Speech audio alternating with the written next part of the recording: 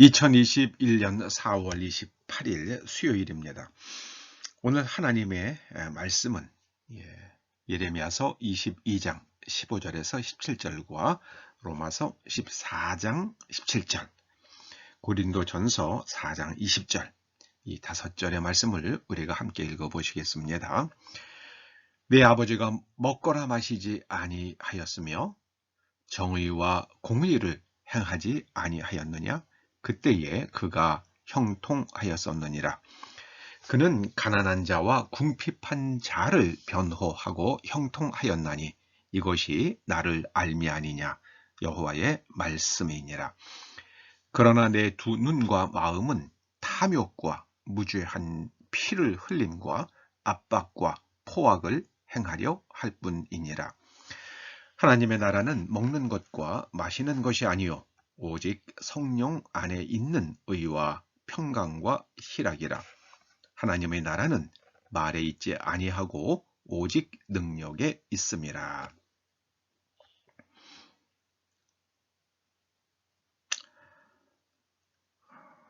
하나님께서는 하나님을 안다는 것이 먹거나 마시는 데 있지 않다고 말씀하십니다. 여기 예레미야서 22장 15절에 나오는 내 아버지는 요시야 왕입니다. 요시야 왕인 너의 아버지가 고기도 먹고 술도 마시지 아니하였느냐.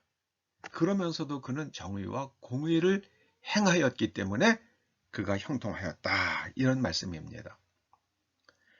로마서 14장 17절에서도 말씀하십니다. 하나님의 나라, 즉 예수 그리스도께서 가져오신 하나님의 나라 백성이 된다는 것은 무엇을 먹으면 안 되고 무엇을 마시면 안 되는 이런 것들을 따지는 데 있는 것이 아니라 오직 성령 안에서 누리는 의와 평강과 희락이다. 이렇게 말씀하십니다. 의는 구약에서는 정의와 공의, 체다크와 미슈파트로 말씀합니다만은 신약에 와서는 하나로 이것이 응축됩니다.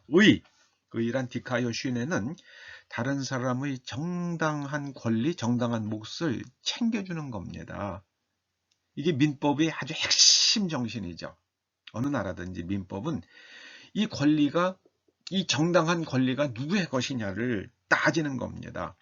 그 애매하면은 그저 뭐 70대 30으로 저쪽, 70은 저쪽, 30은 이쪽. 그 경계선을 정해주는 겁니다. 뭐 자동차 사고 났을 때도 그러잖아요. 8대2, 뭐 6대4, 5대5 이런 식으로요. 그 경계선을 정해주는 게 의입니다. 저는 우리나라에서 이 디카요시네가 지금 무너지고 있습니다. 교회 안에서도 무너졌습니다. 이게 왜 그렇게 됐습니까? 교회는 영적 세계의 윗물입니다. 그런데 교회가 신앙을 먹고 마시는 문제로 축소해버렸습니다. 이걸 환원했다고 그러죠. 그러고 나니까 한국 교회에서 의가 사라져버렸습니다. 그리고 나라 전체에서 의가 사라졌습니다. 한국 전체에서 의가 사라진 대표적인 사건을 저는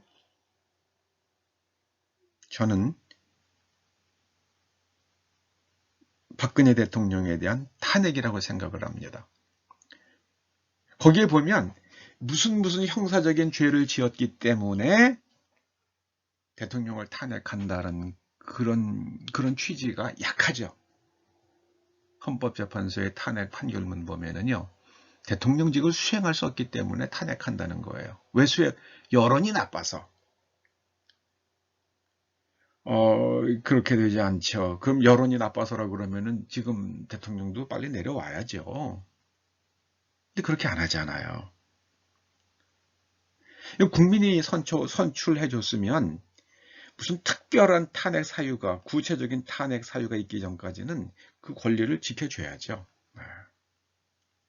그 교통사고 난 것이 뭐 대통령이 낸 겁니까? 그걸 왜 그렇게 가져갔어요? 이건 우리나라의 정신세계에 아주 심각한 우리 자신을 돌아봐야 되는 사건이었습니다. 저는 정치적인 얘기를 하는 게 아닙니다. 이게요. 오해하지 마시기 바랍니다.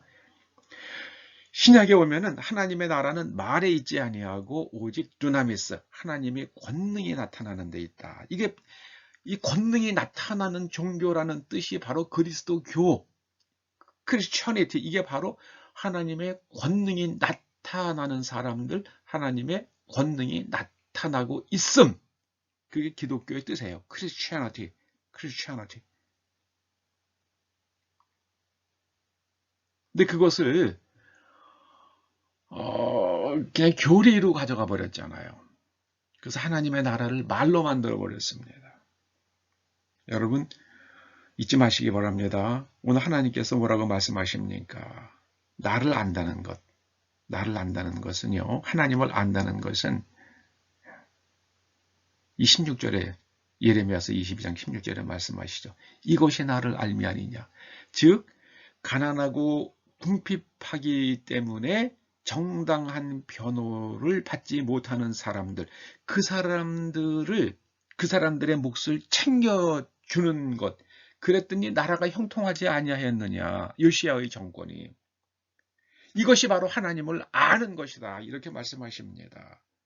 여러분, 오늘서부터 우리가 다른 사람의 정당한 몫을 챙겨주고 헤아려주고 지켜주는, 그렇게 살면 시간은 좀 걸릴지 모릅니다만은 대한민국이 그런 나라가 될 줄로 믿습니다. 지구에서 다른 사람의 정당한 몫을 가장 챙겨주지 않는 두 나라를 저보고 꼽으라 그러면 저는 중국과 인도를 꼽고 싶어요. 거기 나에 태어나면서부터 아직도 그 카스트 제도의 그림자가 강하게 남아있잖아요. 중국이요? 거주 이전에 자유가 없잖아요. 내가 해안 도시가 살고 싶다고 그러는데 그게 불법 체류자가 되는 거예요. 그게 범죄가 되는 겁니다. 그러면 안 되죠. 저는 중국이 그렇게 이 하나님의 나라 여기에 대해서, 정의와 공의에 대해서 우리와 같은 생각을 하기 전까지는 저는 중국이란 나라는 우리가 굉장히 조심하고 경계해야 될 나라라고 분명히 저는 확신하고 있습니다. 그들의 사람이 나빠서가 아니라 그들의 머릿속에 있는 세계관과 가치관이 문제이기 때문입니다. 인종의 문제가 아닙니다. 여러분, 아무쪼록 오늘서부터 우리가 정의와 공의를, 하나님의 나라를 실천해가는 저와 여러분 될 수 있기를 주님의 이름으로 축원합니다. 아버지 하나님의 나라를 지켜주시옵소서. 하나님의 의의 나라, 하나님의 평강이 강처럼 흐르는 나라, 기쁨이 충만한 나라가 되게 하여 주시옵소서. 하나님의 권능이 교회를 향하여, 하나님의 자녀들을 향하여 세상에 흘러나가게 하여 주시옵소서. 예수님의 이름으로 기도드립니다. 아멘.